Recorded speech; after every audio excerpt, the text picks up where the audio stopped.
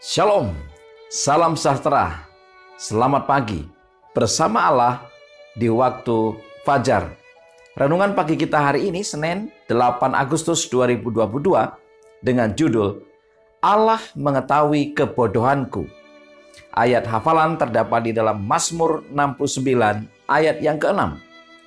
Ya Allah, Engkau mengetahui kebodohanku, kesalahan-kesalahanku tidak tersembunyi bagimu.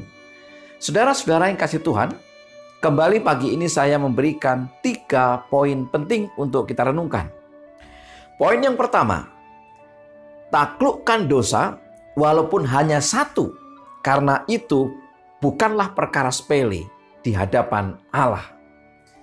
Mari kita baca kutipannya secara lengkap.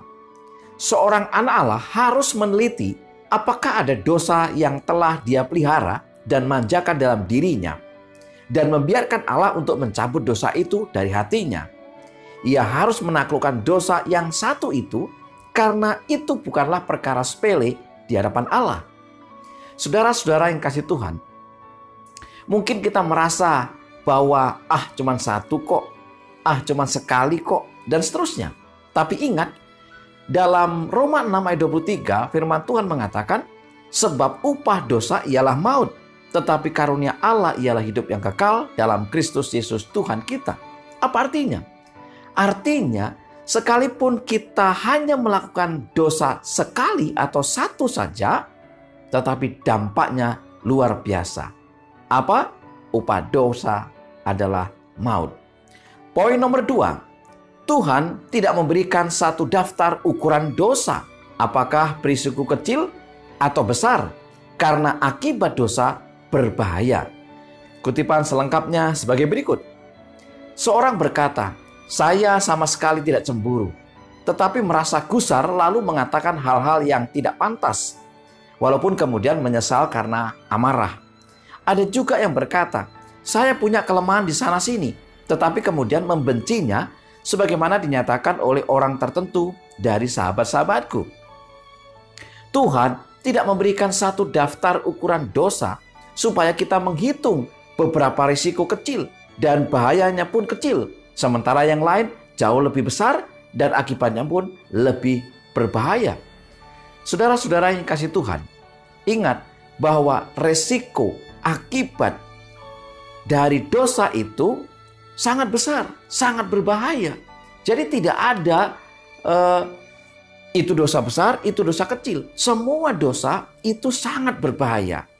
Oleh sebab itu tidak ada ukurannya di sana. Dan Tuhan tidak memberikan kepada kita daftar ukuran. Oh, ini boleh karena kecil. Oh, ini tidak boleh karena besar. Tidak.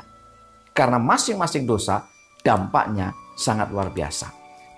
Poin nomor 3. Pemikiran yang tidak pantas untuk karakter Anda haruslah disingkirkan. Apa maksudnya?